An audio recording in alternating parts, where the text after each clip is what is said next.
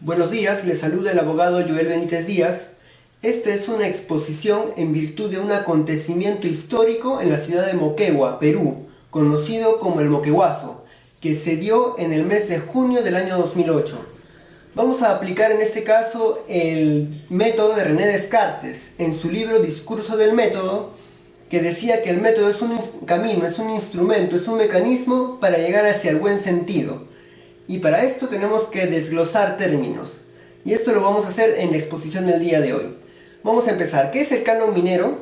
El canon minero es la participación de la cual gozan los gobiernos locales, es decir, municipales, provinciales y distritales, y los gobiernos regionales del total del ingreso y rentas obtenidos del Estado por la explotación económica de recursos económicos, ya sea metálicos o no metálicos. Jean-Jacques Rousseau, en su libro El contrato social, afirmaba que el Estado es un contrato social cuya única finalidad es preservar los derechos naturales de los individuos. Y esto coincide con el artículo 1 de la Constitución Política del Perú, llamada también Carta Magna o Ley de Leyes, que la defensa de la persona humana y el respeto de su dignidad son el fin supremo de la sociedad y del Estado. ¿Cuál es la finalidad o para qué sirve el canon minero? En el numeral modificado por el artículo 2 de la Ley 30848, publicado el 20 de septiembre del año 2018, cuyo texto es el siguiente, cito el numeral 6.2, que dice textualmente: los recursos de que los gobiernos regionales y gobiernos locales reciban por concepto de canon minero serán utilizados para el financiamiento y cofinanciamiento de proyectos u obras de infraestructura de impacto regional y local respectivamente, a cuyo efecto se establecen las cuentas destinadas a estos fines. El numeral modificado por el artículo 4 de la Ley 28077, publicado el 26 de septiembre del 2013, cuyo texto es el siguiente, voy a citar el inciso 6.2. Los recursos de que los gobiernos regionales y locales reciban por concepto de canon minero serán utilizados exclusivamente para el financiamiento o cofinanciamiento de proyectos u obras de infraestructura de impacto regional y local respectivamente, a cuyo efecto establecen una cuenta destinada para esa finalidad. Los gobiernos regionales entregarán un 20% del total recibido por el canon a las universidades públicas de la circunscripción, destinado exclusivamente a la inversión en investigación científica y tecnológica que potencien el desarrollo regional. El canon petrolero mantiene así las condiciones actuales de su ejecución, según la norma, y de conformidad con el artículo 1 de la resolución directorial número 053-2004-EF76-1, publicada el 17 de diciembre del 2004, las universidades públicas que reciban transferencia de los gobiernos regionales en aplicación al numeral 6.2 del artículo 6 de la Ley 27506 de la Ley del Canon y su modificatoria, que es la Ley 28077, incorporarán dichas transferencias financieras en sus respectivos presupuestos, en la fuente de financiamiento y donaciones y transferencias del canon de gobiernos regionales y locales. Hay que hacernos una pregunta al respecto. ¿Cuánto me toca de canon minero? El canon minero está constituido por el 50% del impuesto a la renta que obtiene el Estado y que ganan los titulares de la actividad minera por el aprovechamiento de los recursos minerales, ya sea recursos minerales metálicos o no metálicos. ¿Qué es el producto cuprífero? El producto cuprífero en términos químicos se le conoce como aquel producto que contiene cobre, ¿no? Es necesario también enlazarlo con un tema muy importante, que es la prisión preventiva. La prisión preventiva es una medida cautelar provisional inserta en un proceso penal y en cuya virtud se priva de la libertad a un imputado en forma indefinida, sin que dicha privación constituya una condena o una pena.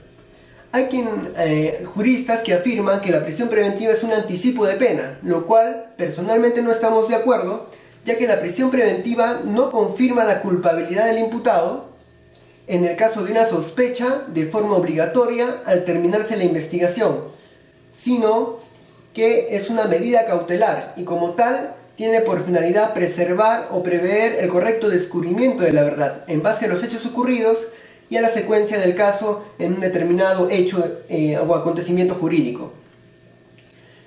Hay que hacernos una pregunta también: ¿qué es la libertad individual? La libertad individual es aquella facultad de hacer o no hacer una determinada acción sin que afecte tanto individual, social, política, económica y culturalmente a otras personas. Lo cierto es que la prisión preventiva es un instrumento legal que permita eliminar el riesgo procesal en la administración de justicia, pero esta, es decir, la administración de justicia, y en efecto la prisión preventiva es un mecanismo más no un fin.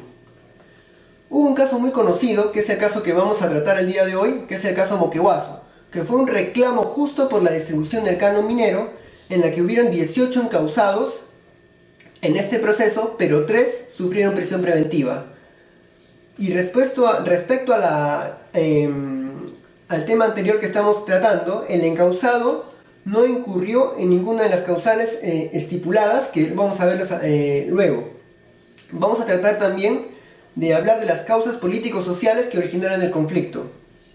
Coincidimos con el autor Vélez en su libro El nuevo Código Procesal Penal, la necesidad del cambio en el sistema procesal peruano, quien afirma que el imputado debe tener ocasión suficiente para defenderse, y la meta del derecho procesal penal no es el castigo de la persona, idealmente de la culpabilidad, sino la decisión de una sospecha.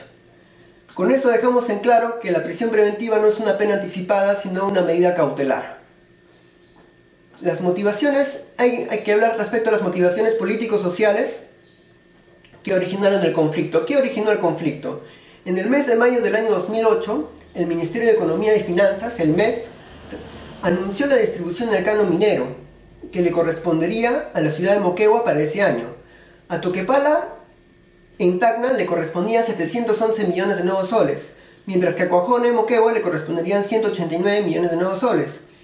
Es decir, 298 millones de soles menos que el año anterior, ya que en el año 2007 recibieron 487 millones de nuevos soles. Ese es el fondo del asunto, ese es el meollo, el centro del tema central que estamos tratando. Es necesario también tratar un punto específico, como es la libertad individual en peligro. Es necesario hacernos una pregunta al respecto sobre el bien jurídico, ¿no? El bien jurídico es todo interés social que se constituye necesario para el normal desenvolvimiento de una persona en la sociedad.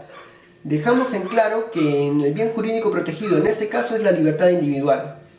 Es cierto que la prisión preventiva es un instrumento legal que permite eliminar el riesgo procesal en la administración de justicia, pero esta, es decir, la prisión preventiva, solo debe aplicarse en casos específicos y puntuales. Por ejemplo, la existencia de razonables elementos de convicción acerca de la pertenencia a un imputado a una organización delictiva. En el caso Moquegüazo, la detención de uno de los imputados se produjo frente a la participación de uno de ellos en el expediente estudiado durante una manifestación pública el 16 de junio del año 2008. Es decir, no lo unía ningún vínculo a una organización delictiva. Como segundo punto, la reintegración del imputado a una organización delictiva a la que pertenecieron con anterioridad. Y con anterioridad, el imputado fue registrado en el mismo expediente como candidato a las elecciones municipales del Centro Poblado Menor San Francisco. Como tercer punto, el presupuesto de peligro de fuga o entorpecimiento de pruebas por parte de los imputados es nulo. ¿Por qué? Porque los padres del imputado son conocidos comerciantes de la localidad, propietarios de una pollería, y su hijo, que era el imputado, conducía también un pequeño restaurante en la misma avenida, ¿no?